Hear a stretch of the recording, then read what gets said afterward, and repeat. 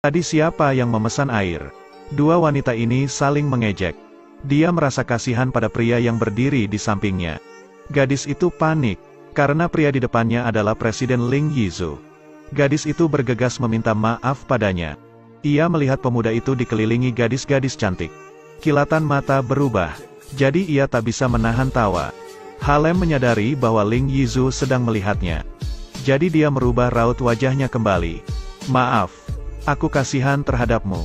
Saat Ling Yizhu merapikan dasinya, itu membuat Halem merasa familiar. Tindakannya sangat mirip dengan seseorang yang dia temui di pesta dansa. Setelah itu Lang Yizhu berbalik dan pergi. Halem segera mengejar. Tidak heran dia tergelincir dan hampir menabraknya. Saat empat mata saling memandang, suasana keduanya dipenuhi dengan kesuraman. Kemudian Halem berpose aneh. Apakah Anda merasa familiar dengan hal ini? Lang Yizhu mengatakan bahwa ia terlalu kampungan. Tapi Halem masih ingin terus menanyai Lang Yizhu.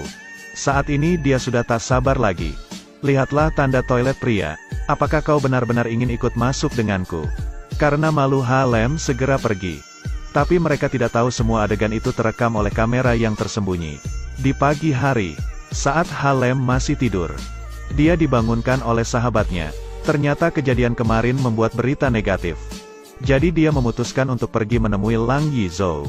Untuk mengklarifikasi ini, Halem berpura-pura menjadi lawan Lang Yizhu. Jangan bertarung denganku.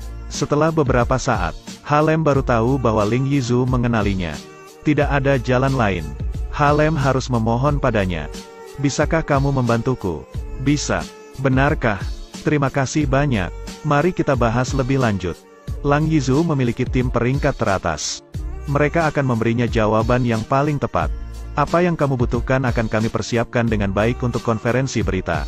Oke, saya pasti akan bekerja sama. Saat malam sebelum panggilan, Van Lap memberikan tas kepada Halem. Ini adalah tas yang digunakan untuk memperindah dirimu. Halem dengan naif mempercayai kata-kata Van Lap.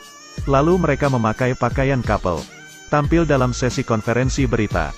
Beberapa hari terakhir ada beberapa informasi mengatakan bahwa Halem dan saya melakukan hubungan terlarang. Tapi saya ingin mengatakan bahwa semua informasi ini menyimpang. Karena Halem dan saya telah bertunangan. Apa yang dikatakan Lang Yizhu langsung membuat semua orang kagum. Dia juga memberi isyarat pada Halem. Cepat ambil cincin pertunangan di tas itu. Lalu ia memaksa Halem untuk memakainya.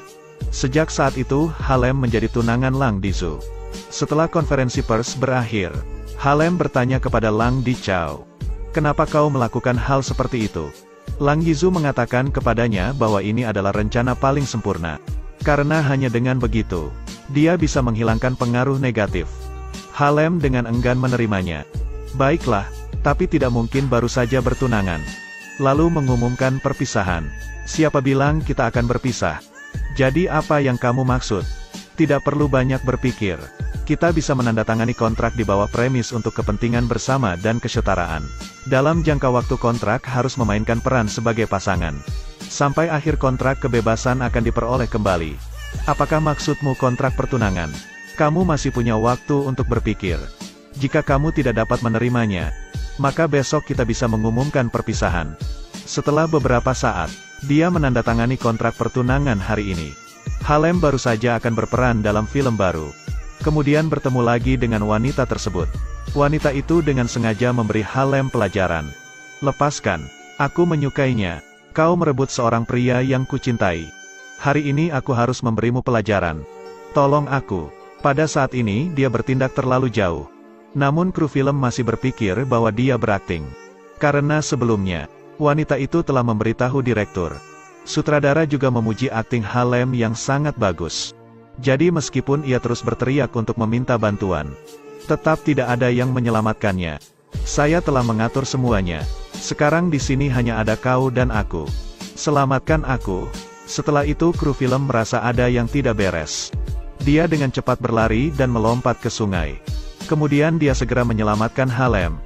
Dia tahu semua ini adalah konspirasi wanita itu. Jadi ia memperingatkannya untuk menjauh dari Halem. Jika tidak, aku tidak akan memaafkanmu. Kali ini Lang Dichao juga tahu akan masalah tersebut. Jadi dia segera menghubungi perusahaan dari wanita tak berperasaan itu. Jauhkan dia dari syuting film lagi. Suatu hari, Lang Dicau melihat Halem melakukan adegan intim di lokasi syuting. Dia segera pergi untuk mengunjungi kru film. Saat melihat Halem bersiap untuk melakukan adegan ciuman, dia langsung cemburu. Jadi dia sengaja berdiri di samping untuk menggoda Halem, sehingga Halem tidak bisa masuk ke dalam peran. Akibatnya adegan dipotong berkali-kali. Setiap orang marah saat melihat Lang Yizu. Tapi dia hanya berdiri di samping lalu meminum air sambil tersenyum bangga. Setelah menyesuaikan emosi kembali, syuting dilakukan lagi. Kali ini keduanya bersiap ciuman. Lang Yizu sedikit tegang. Dia berjalan ke sisi lain untuk melihat. Kemudian menemukan mereka hanya memainkan sudut kamera. Tidak melakukan ciuman sungguhan. Melihat itu dia menghela nafas lega. Lang Dicau membawa Halem pulang. Dia menyarankan agar Halem bisa pindah ke rumahnya, sehingga ia bisa melindunginya dengan baik. Tapi Halem tidak ingin menimbulkan masalah dan menjadi beban untuknya. Jadi dia menolak tawaran itu. Setelah mendengarkan jawaban ini, Lang Dicau mengambil kesempatan untuk mengungkapkan perasaannya. Jangan katakan apa-apa, aku suka direpotkan olehmu. Itu membuatnya menambahkan percikan cahaya. Itu adalah kehangatan sejati yang dapat dia rasakan. Bahkan terkadang ia merasa seperti pencuri.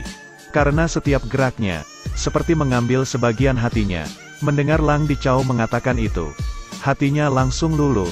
Saat mereka bersiap melakukan kontak intim, ada seseorang yang mengetuk pintu. Siapa itu? Dia segera ingin bangun. Dia ingin bersembunyi dan melarikan diri. Jia Fei akan segera datang.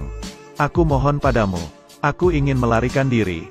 Jia Fei pasti akan pergi ke kamar tidur. Cepatlah bersembunyi. Cepatlah. Jangan katakan apapun. Aku minta maaf. Dia benar-benar tidak mengatakan apa-apa. Kenapa kamu mengubah kata sandimu? Aku mengubahnya tetapi lupa memberitahumu.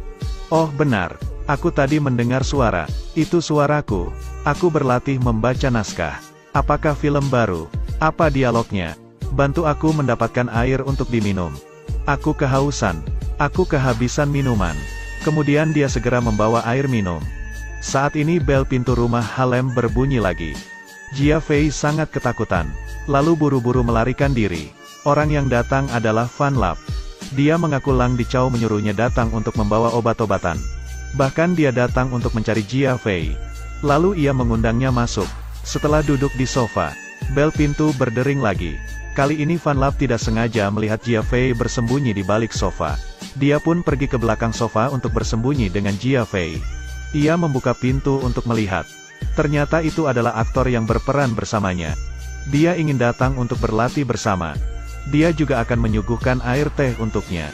Karena Lang Dicau mendengar suaranya. Jadi ia sengaja memblokir pintu kulkas. Berhenti. Bagaimanapun juga kita sudah bertunangan. Jangan mengacau lagi. Menjauhlah. Ini bukan. Itu bahasa apa? Apakah suara dari bidan? Bidan terbangun. Karena merasakan kejanggalan. Dia segera pergi memeriksa. Alhasil dia melihat Lang Dicau memeluk Halem. Cerita pun berakhir. Ikuti terus Sulaiman LS untuk